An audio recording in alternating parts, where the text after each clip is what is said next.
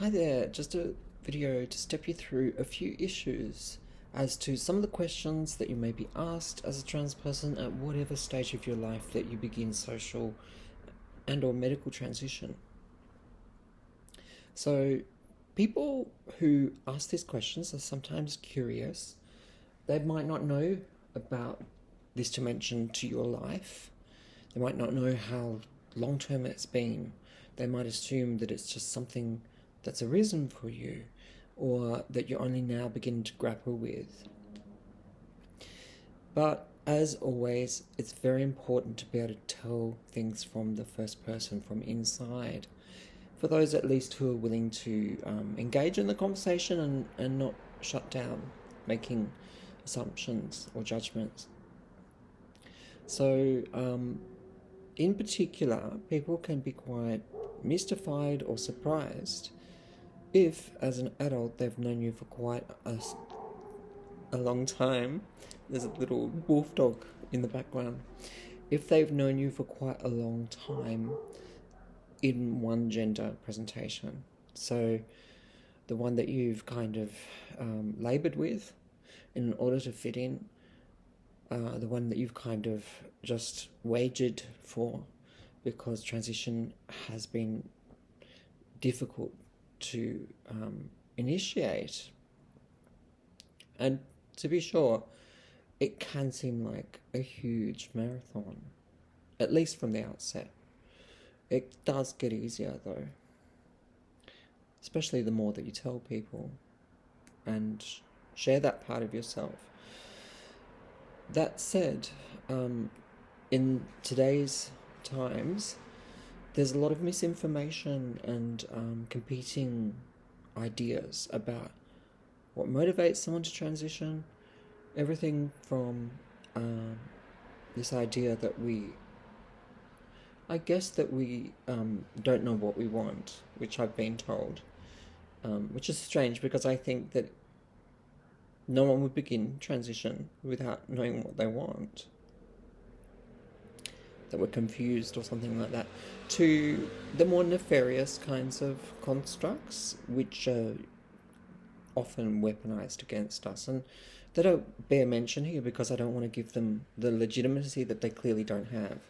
But any such constructs come from an external perspective that has a vested interest in delegitimizing people's lived experiences. So my lived experience is of a constant struggle to feel that I had a place in the world, that I could legitimately be embraced for who I am, and overcome my own fears and my own forms of transphobia in the process. You know, we live in a culture where there's such a determinism about who you are, particularly when it comes to sexual identity. And the kind of model that's followed is that you're a man from birth, you're a woman, this is inevitably who you're going to be because there are two sexes determined by chromosomes or genital formation, as interpreted through a biomedical lens and assigned from birth.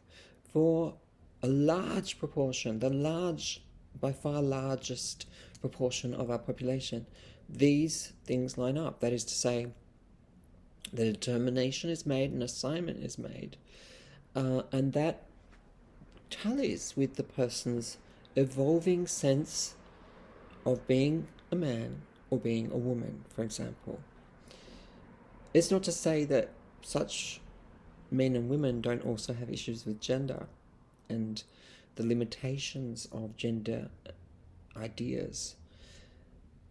That's something that beleaguers all of us, I think, because it's not just a sex determination, it's also the baggage and the whole kind of story about what it means to be a man and what it means to be a woman that accompanies that, and what kinds of possibilities one of those or the other will open up, particularly in a male-dominant world. So let's say we don't hear the stories, really, of the knowledge that trans people have about themselves. We hear about the pain, we hear about the suffering, but we don't hear from the point of view of an inner sense of being incorrectly assigned as an intimate knowledge about oneself.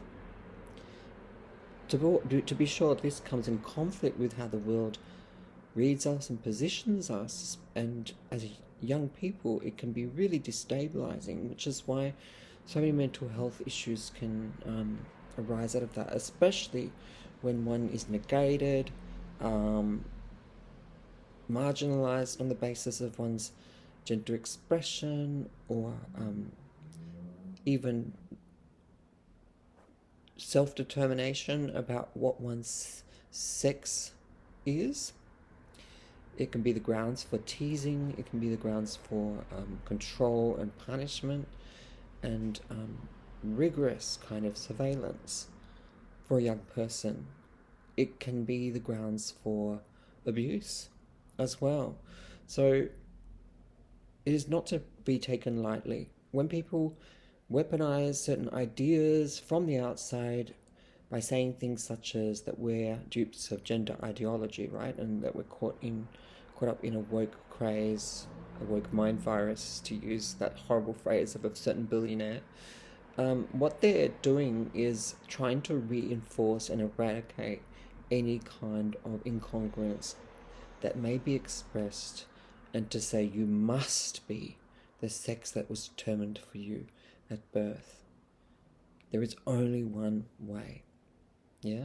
It's a very monological way of thinking, and it's very Western, and it very much grows out of the controls of patriarchal coloniality through the processes of invasion and domination as enacted by the West historically.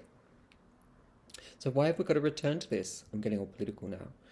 Because the seepages, the leakages, the self-determination that young trans people in particular, but also even those of us who transition when we're older, seek out with the support of medical personnel, mental health personnel, is seen as destabilizing a kind of baseline, a certain kind of anchor or safety net idea of borders. And it's very much about borders because it's about control. So wherever there's a border drawn on land to separate peoples, to bestow citizenship upon some, and the notion of illegality on others, and to strip them of their humanity, we see the work of powerful institutions and powerful ideologies, such as expressed through racism and xenophobia, as well as the work that we see in this kind of border control of not permitting people to sort of make determinations about to which sex or gender that they belong. There will be no flow across the border. They must be rigorously controlled. That is the project of patriarchy, and determining men as being powerful and women as being subservient. And so in particular, as a trans woman, one is thrown into suspicion because of that dynamic of male domination, and also the idea that femininity is somehow a kind of expression of that domination, or an inability of a woman to truly self-define. But it is much more complex than that. Much more complex than a reading of femininity or masculinity as mere forms of domination. There are elements of what we call masculine and feminine that emerge from the person in terms of their kinds of affinities and propensities, not as a gendered self, but just that is their way of being in the world. So the only language that we have for this is to say, I am not a man, if we've been allotted that, because it does not ring true to us, or I'm not a woman for the same reasons. So part of the battle for a young person is to come to that sense, to come to one's senses, to understand how one relates to one's body and how that is read by the world, and seek to adjust that where there is a major shortfall in one's own self-understanding and inhabiting of a body, particularly one that seems to be developing in a way that is pernicious and threatening to one's sense of self, and to reaccommodate it, to realign it. So it is only a certain percentage of us that will seek medical and social supports to enable this, whether as young people or later on in life. It is being labelled dysphoria, and it can really take its toll in a very visceral way. One can feel as if one is not in touch with one's body, not whole, not integral. There are different pathways to transition and different forms of adjustment and accommodation and intervention as well. There's no one size fits all, and there are different degrees of dysphoria. But none of this is a mere product of ideology. Indeed, we could redress that and say, well, isn't the determinism of sex at birth, and there are people who, by virtue of their destiny, will become men or women, isn't that an ideology? Isn't that the true gender ideology that's levelled at us? Isn't that part of the heteronormative order that seeks to reproduce itself? And for any one of us who rebels against that and refuses a certain sex assignment, we become marked as a problem.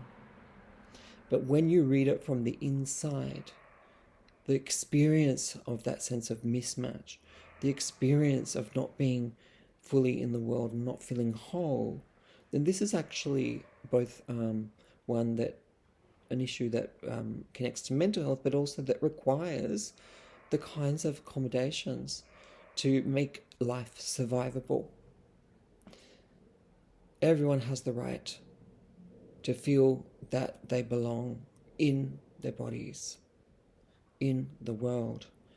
This is also a question of being fully invested with the kinds of rights that everyone takes for granted when they're recognized as a man or a woman, and that is a baseline of how society organizes itself, with all the paradoxes and problems that can arise therein, including in social relations of gender. So, to cut a long story short, there are parallels in the border control that's going on right now to try to divest people of what should invest them with the quality of being a subject, that is, as a man or a woman, or as a citizen or a non-citizen. We require a fully fledged kind of access to our subjecthood, a recognition of our subjectivity, so that we can live and interact as full human beings with the rights that everyone else has. These do not come at the detriment of the rights of, in this case, if we want to use the phrase, cis men or cis women. Indeed, that is far from most trans people's mind, to trample on or make incursions into and take away the rights to bodily autonomy and safety and life and livelihood for such, in this instance, women, because that often gets levelled at us as trans women.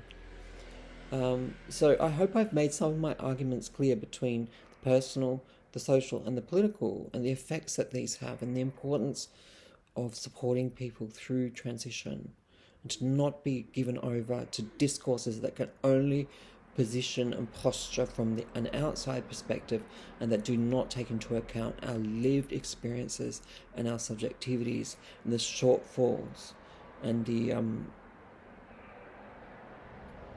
challenge to actual self and survival that not being able to live in accordance with your own lived sense and ways of relating to sex and gender that arise most commonly from a very early age for those of us who are trans.